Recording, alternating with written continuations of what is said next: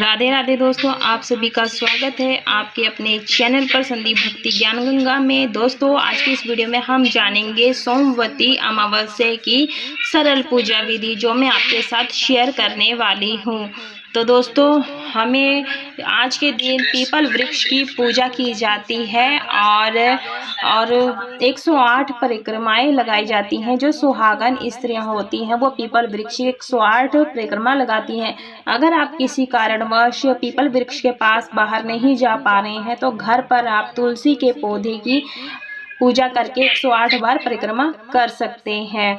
तुलसी का पौधा हर घर में आसानी से मिल जाता है, तो आप तुलसी का पूजन इस दिन कर सकते हैं।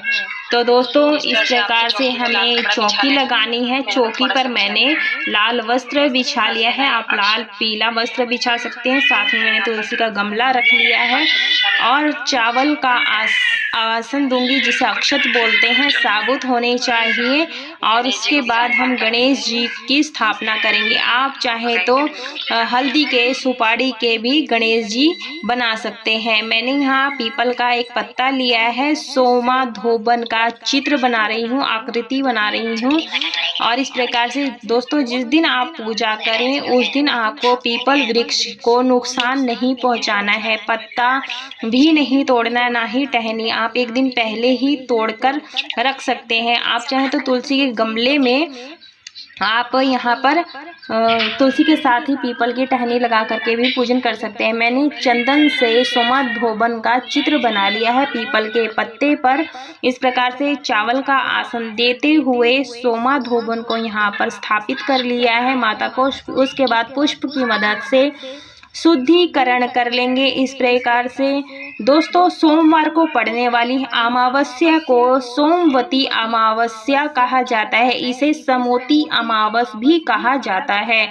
तो सबसे पहले हम तुलसी वृक्ष में जल में मैंने मीठा डाल करके जल अर्पित किया है और उसके बाद गाय का कच्चा दूध अर्पित किया है। फिर से हम जल से अभिषेक कर देंगे। तो इस प्रकार से हमें तुलसी का सींचना है। अगर आप बाहर जा रहे तो सेम विधि से पीपल वृक्ष को भी इसी प्रकार से सबसे पहले सींचना होता है, हाथ जोड़ना होता है, फिर सींचना होता है। उसके बाद चंदन से सभी को हम तिलक कर देंगे। सबसे पहले गणेश भगवान को यहाँ पर तिलक कर देंगे चंदन से।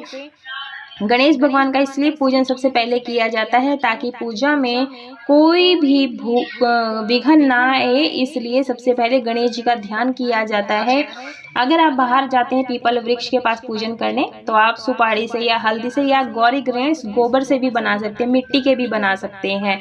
इस प्रकार से माता तुलसी को चंदन से तिलक कर देंगे, कुमकुम से तिलक कर देंगे।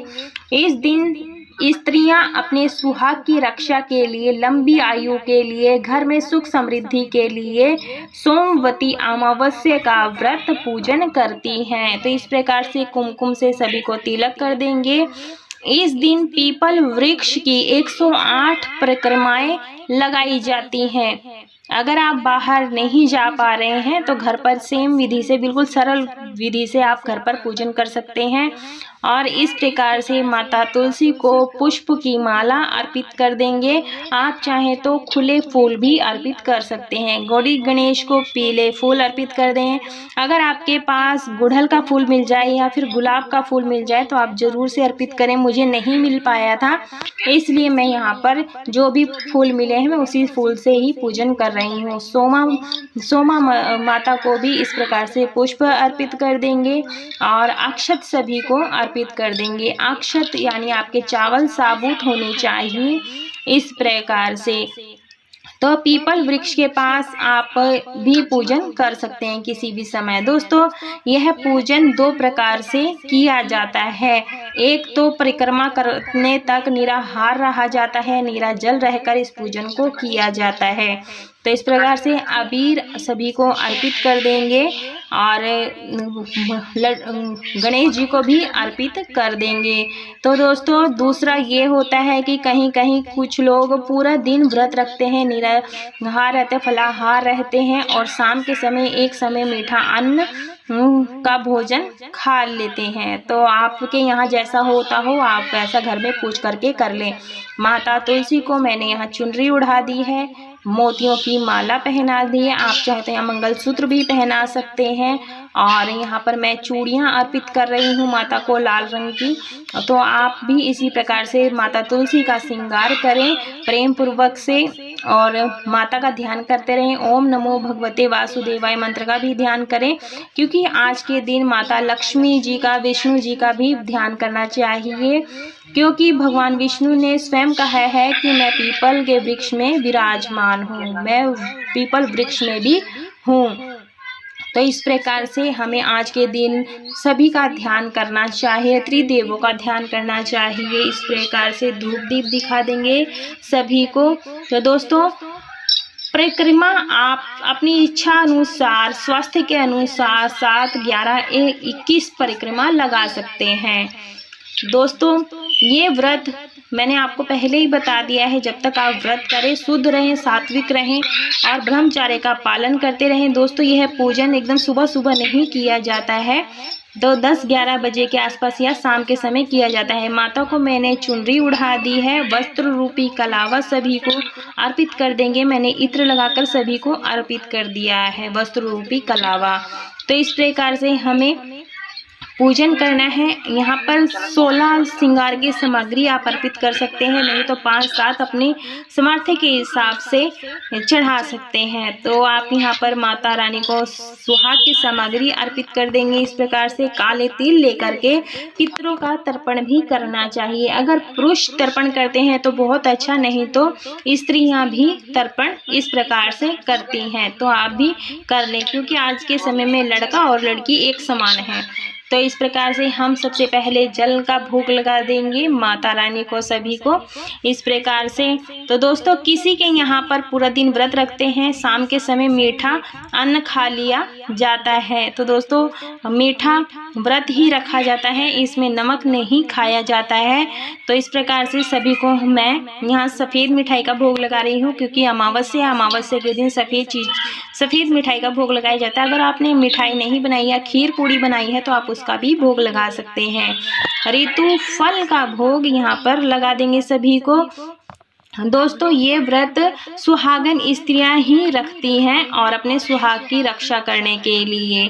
तो क्योंकि एक कहा जाता है कि सोमा धोबन का भी आज के दिन पूजन किया जाता है, इसकी कथा भी कही जाती है, क्योंकि सोमा धोबन ने इस दिन किसी को अपना सुहाग दिया था। तो इस प्रकार से हमें आज के दिन सिंदूरा भी रखना चाहिए पूजा में, क्योंकि हम बाद में माता से सुहाग लेंगे वापिस। तो हमें इस प्रकार से रखना है। और सुहाग की रक्षा की थी, फिर पीपल वृक्ष की परिक्रमा करने के बाद फिर से अपने सुहाग को पा लिया था। तो यहाँ पर मैंने एप्रन बनाए हैं। एप्रन गेहूं के आटे में हल्दी मिलाकर पानी की मदद से पेस्ट तैयार कर लिया गाढ़ा सा। और हम यहाँ पर 10 उंगलियों के 10 बार थापे लगाएंगे तो 100 थापे लग जाएंगे। और उसके बाद 4 2 बारी उंगली लगाएंगे तो ये 8 थापे हो जाएंगे। तो इस प्रकार से हमारी 8 थापे हो जाएंगे। यहाँ पर मैं इस प्रकार से लगा रही हूँ। और सेम विधि से आप पीपल वृक्ष में भी इसी प्रकार से पूजन कर सकते हैं उंगली की मदद से। इस प्रकार से हम 10 बार लगाएंगे तो 10 100 हो जाएंगे, और 2 बार 4 करके 8 बार ऐसे हो जाएगा। तो ये हमारी 108 थापे लग जाएंगे। और इस प्रकार से हमें माता रानी का सोमा धोबन का ध्यान करते हुए अपना पूजन संपूर्ण करना है। और उसके बाद हमें ओम नमो भगवते वासुदेवाय मंत्र का भी जाप करना होता है। तो इस प्रकार से ध्यान करते हुए माता का भी ध्यान करेंगे। तो दोस्तों, क्योंकि भगवान विष्णु जी ने स्वयं कहा है पीपल वृक्ष में मैं हूँ, बहुत ही विशेष महत्व है इसकी परिक्रमा करना। मैंने यहाँ वस्त्र कपड़ा रखा है 1.25 मीटर चढ़ाने के लिए, क्योंकि इसका बाद में हम दान कर देंगे, क्योंकि अमावस्या के दिन ज़्यादा से ज़्यादा दान किया जाता है। उसके बाद हम करेंगे परिक्रमा। मैंने यहाँ पर 108 की संख्या में मिठाई टॉफ़ी रखी है और मखाने रखे हैं। आप पहले ही गिन करके तैयार कर लें, क्योंकि मखाने से हम फेरी लगाएंगे। आप चाहे तो कच्चे सूत से भी फेरी लगा सकते हैं। तो सबसे पहले यहाँ पर हम कलावा ले लेंगे, कलावा बांध लेंगे, बांधना नहीं है वैसे ही अटकाना है, क्योंकि कभी भी गांठ नहीं लगाई जाती है। और जब हमारा एक फेरी हो जाएगी या 3 फेरी, उसके बाद हमें यहाँ पर तोड़ना नहीं है धागा, उस धागे को वहीं पर अटका देंगे, तोड़ना नहीं है। और अगर बाहर जाते हैं तब भी हमने सेम विधि से इसी तरह से परिक्रमा करनी होती है। तो इस प्रकार से हमें परिक्रमा करनी है 3 बार या 7 बार, इस प्रकार से आप धागे से परिक्रमा कर लें। बाकी आप परिक्रमा मखाने से, टॉफियों की मदद से, या फिर आप कोई भी मिठाई से, या फिर किसी चूड़ी से या बिंदी से भी फेरियां लगा सकते हैं। तो आप अपने सामर्थ्य के अनुसार 7, 11 लगा सकते हैं। और दोस्तों, जब हमारी यह पूजा संपूर्ण हो जाती है तब हमें यहीं पर बैठ करके, अगर हम थक जाते हैं तो यहीं पर बैठ करके हमें कथा सुननी होती है। तो पहले हम फटाफट फेरी लगा लेते हैं। फेरी का ध्यान करते हुए आप अपने सामर्थ्य से फेरी लगाएं। और जब आपकी फेरी वहाँ से कंप्लीट होती है, क्लॉकवाइज घूमना होता है। और जब हम कटोरी में अपना ये जो भी फेरी लगाकर डालते हैं, मेवे या टॉफियाँ, मखाने, तो माता के चरणों में पैर हाथ जोड़ लेना चाहिए, हाथ जोड़ लेना चाहिए कि हमारी एक फेरी कंप्लीट हुई। इस प्रकार से हर बारी जब भी आएंगे, हर बार माता के पैर छूने होते हैं, हाथ जोड़ने होते हैं। दोस्तों, माइंड मत करना, मेरा यहाँ जगह कम थी तो मैं इसी प्रकार से फेरी धीरे धीरे लगा रही हूँ, लेकिन कंप्लीट हो जाएगी मेरी यहाँ फेरी। और खुली जगह होती तो फटाफट हो जाता फेरी, क्योंकि जगह की शॉर्टेज है। तो इस प्रकार से हम ऐसे ही पूजन कर रहे हैं। तो इस प्रकार से प्रेम पूर्वक से आप पूरे विधि विधान से इस पूजन को करें। तो मैं यहाँ सोमा धोबन की जो कथा है वो आपको अगली वीडियो में दूंगी, क्योंकि इस वीडियो में जो कथा है बहुत बड़ी हो जाती है। तो कथा अगली वीडियो में दूंगी, तो कथा सुनना ना भूलें। अगर हमारी परिक्रमा कंप्लीट हो जाती है तो उसके बाद हमें यहाँ पर पूजन करना है। दोस्तों, ये आज के दिन जो हरियाली अमावस्या भी है, और सोमवती अमावस्या भी है, हरियाली अमावस्या है, सावन के महीने में पड़ रही है। तो बहुत ही विशेष है, बहुत ही शुभ संयोग बन रहा है। और सभी चीज़ें, चतुर्मास भी है इसी में, सावन का महीना भी चल रहा है इसी में, और इसमें शिव जी का पूजन हो रहा है, सोमवती अमावस्या, पितरों का तर्पण, सब कुछ एक ही दिन हो रहा है। बहुत ही शुभ संयोगों के साथ ये बन करके आया है। हमारी हो गई है फेरी कंप्लीट। तो दोस्तों, जो ये हमने फेरी लगाई थी, ये फेरी हमने पंडितों को दे देनी है, किसी जरूरतमंद को दान कर देनी है। उसके बाद हम यहाँ बैठ करके सोमा धोबन की कथा या कहानी सुनेंगे हुंकारा भरते हुए। और कथा सुनने के लिए आपको मेरी नेक्स्ट वीडियो देखनी होगी। तो चैनल को लाइक कर लेना और सब्सक्राइब कर लेना, ज़्यादा से ज़्यादा शेयर कर लेना, ताकि उन तक भी वीडियो पहुंचे, वो भी इस वीडियो से लाभ उठा सकें। और उसके बाद जब हमारी कथा संपूर्ण हो जाती है, अक्षत और पुष्प भगवान के चरणों में छोड़ देंगे। दक्षिणा जरूर से निकालें, क्योंकि दक्षिणा निकालने से पूजा में हमारी रही जो भी कमी होती है, बेसी होती है, वो दक्षिणा से हमारा पूर्ण हो जाता है।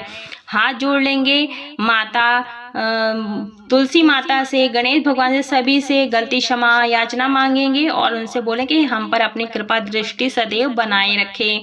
उसके बाद हम करेंगे कपूर से आरती। आप चाहें तो यहाँ पर जो दीपक प्रज्वलित किया है उससे भी आप आरती उतार सकते हैं।